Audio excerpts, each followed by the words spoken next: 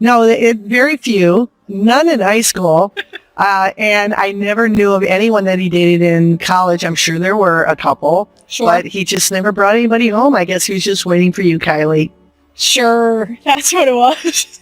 Just waiting for the perfect one. That's right. It had nothing to do with the fact that he has no game whatsoever. Well, you know. Now, what do you remember from our first meeting? Oh, man. You know, how tall you were. Yeah. You had a sophisticated air about you. Oh, that's very kind. Yeah, I know. And it was, I was just really impressed with, you know, how you carried yourself and how articulate you were. And I just was thrilled to death.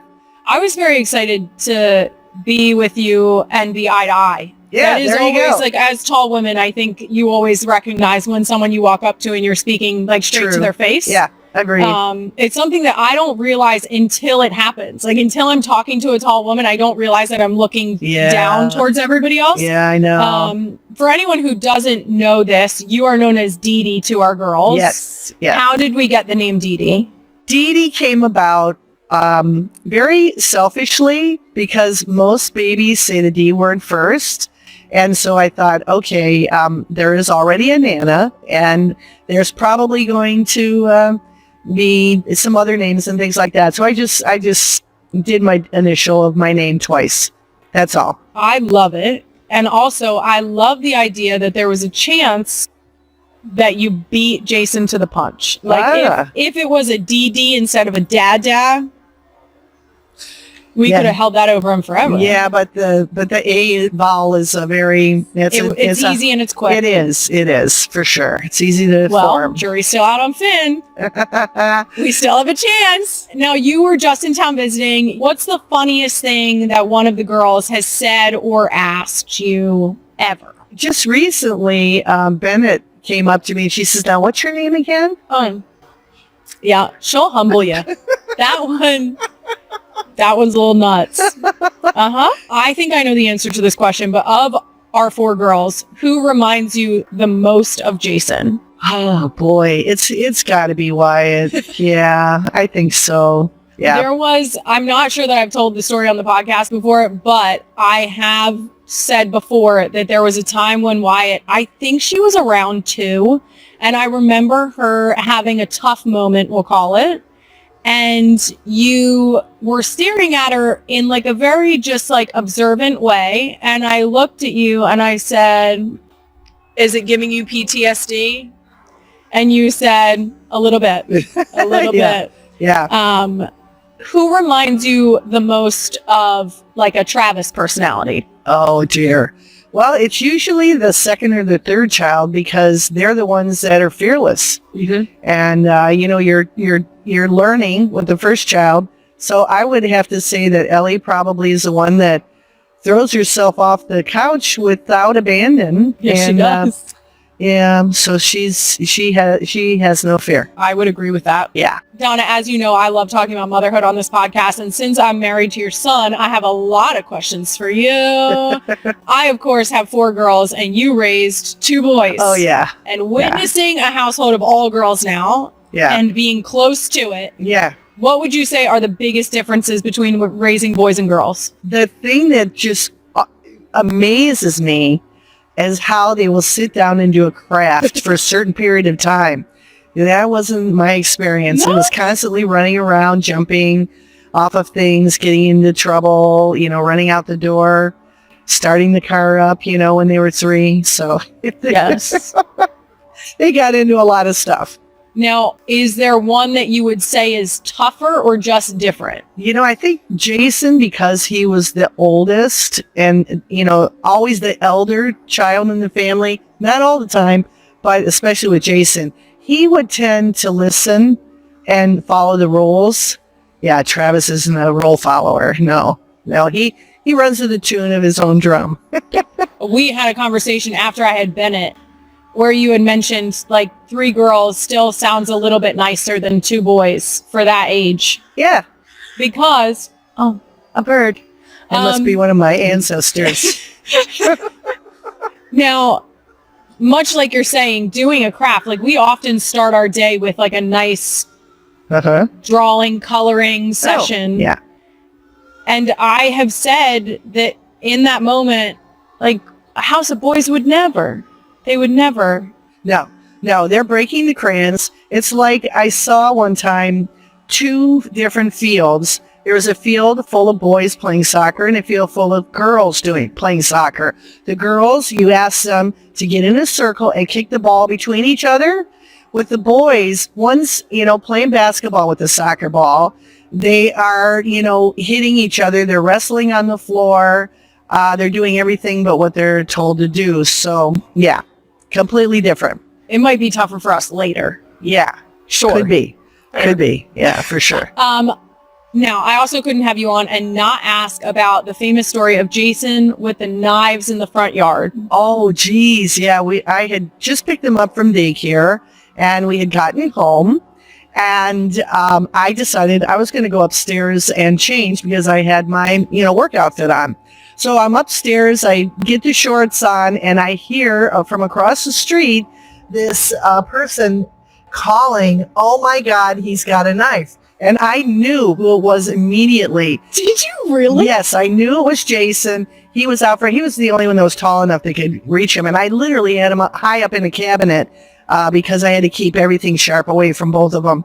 But yeah, I ran out there. I only had my shorts on and a bra. I literally ran out and, and then everybody was clapping on the street. They were so excited about that picture. So it was really kind of funny, but, Jason was literally throwing it up in the air and it would come down and hit the ground and like to stick in the grass. Yeah. And Travis is just looking at it. I'm like, oh my God, it could have went right through his head. But yeah, that was a scary time. That was a scary one. Yeah. I'm always brought back to like little Jason when he headbutted grandma. Oh yeah. He did that with my mother. Yeah. Yeah. He thought that was just great fun because Ed and he used to do it all the time. Sure. Just as like a little game. And he wasn't even walking. They would just headbutt each other. And sure enough, like a little love tap. He pretty much knocked my grandmother out. I mean, their grandmother out. And the other time is Jason was like 2 months old. And I had just dried my hair. And he picked up the hairdryer and hit me over the head. And I saw stars on that one. Yeah. And he wasn't doing it to be mean or anything. He just thought it was fun. Thought it was funny. What 2-year-old can pick up a hairdryer and swing it? Mm-hmm. Yeah, he had muscles back then. Now, as the mother of that man's 4 children, how can I prevent my kids from repeating their dad's mistake? Oh, geez. I think every child is their own, and they come up with their own thoughts. So something that they're going to come up with is going to be completely different than what my children did because they're watching different shows. Sure. They're looking at cartoons, and I'm sure that Jason had seen that on some cartoon. They both like to mimic.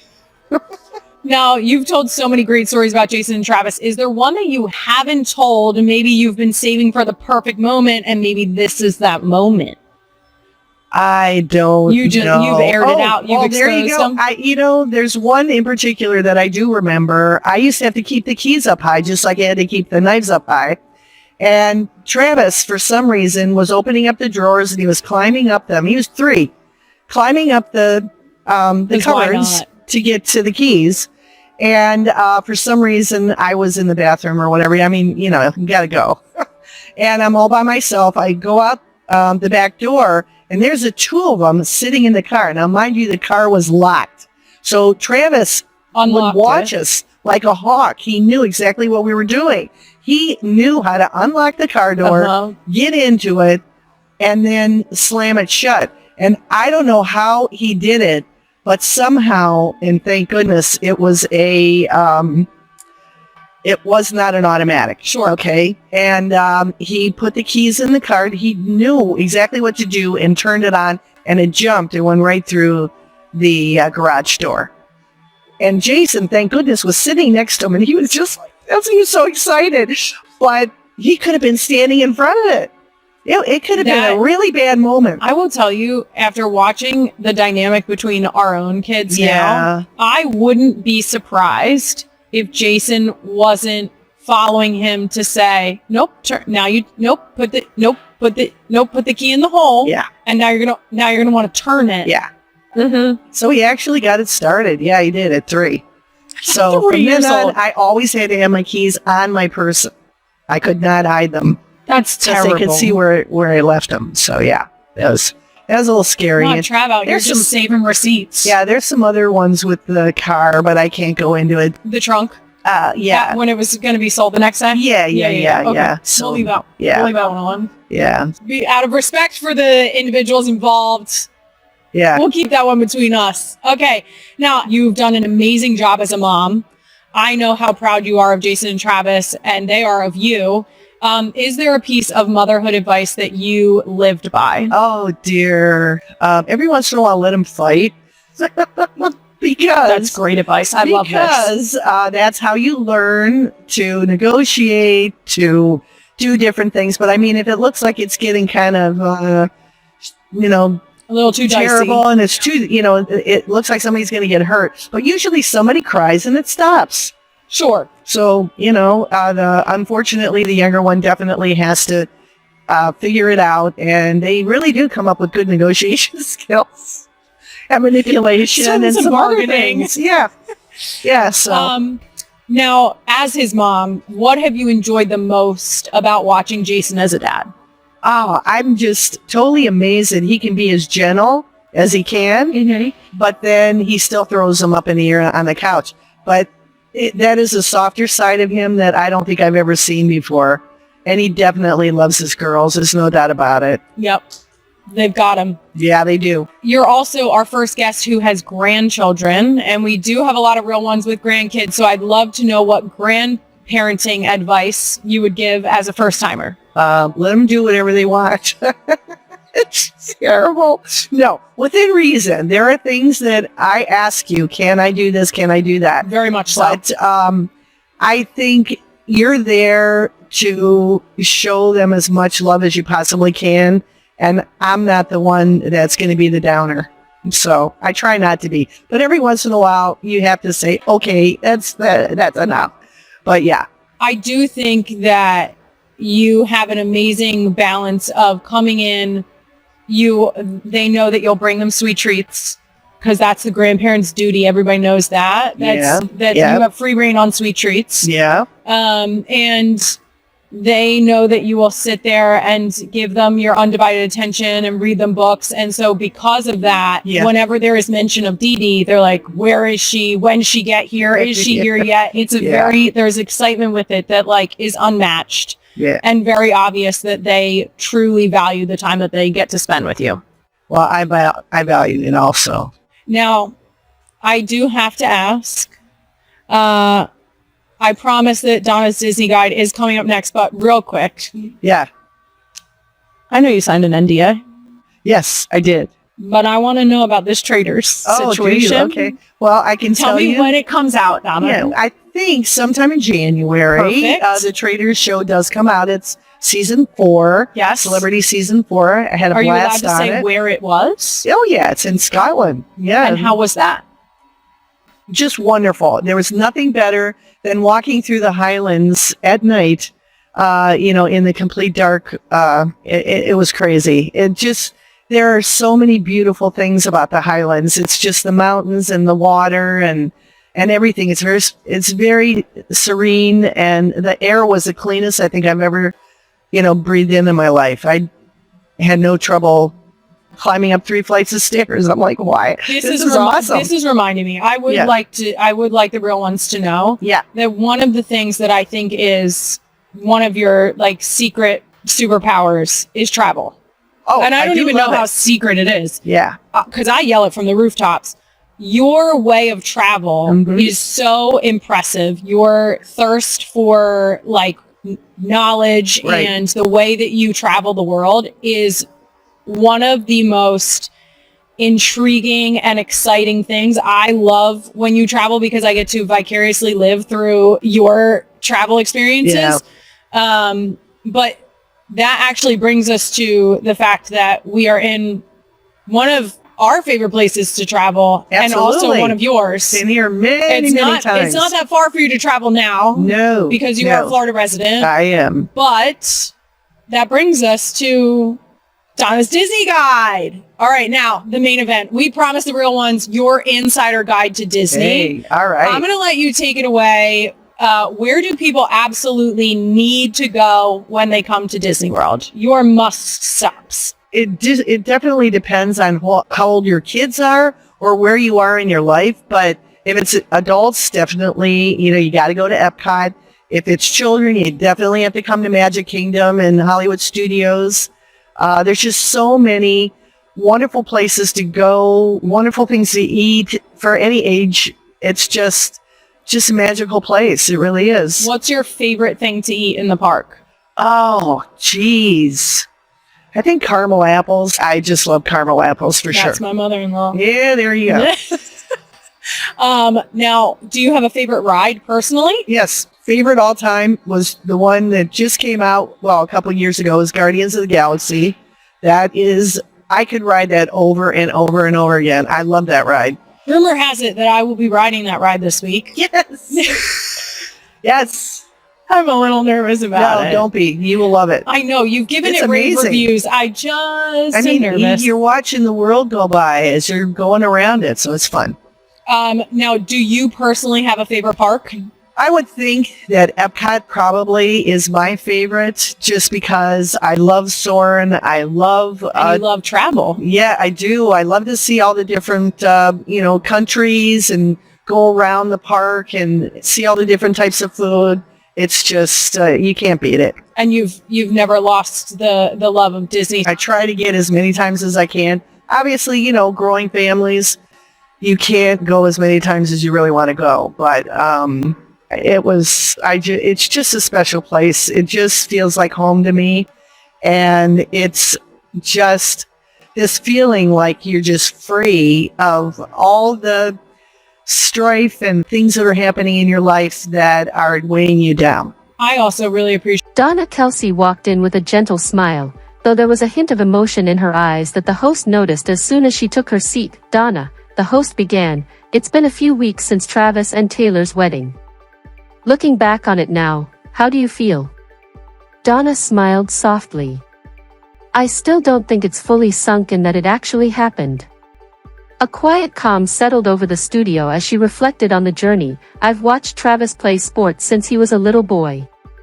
I stood on the sidelines through countless games, drove for hours to cheer him on, and celebrated so many milestones with him.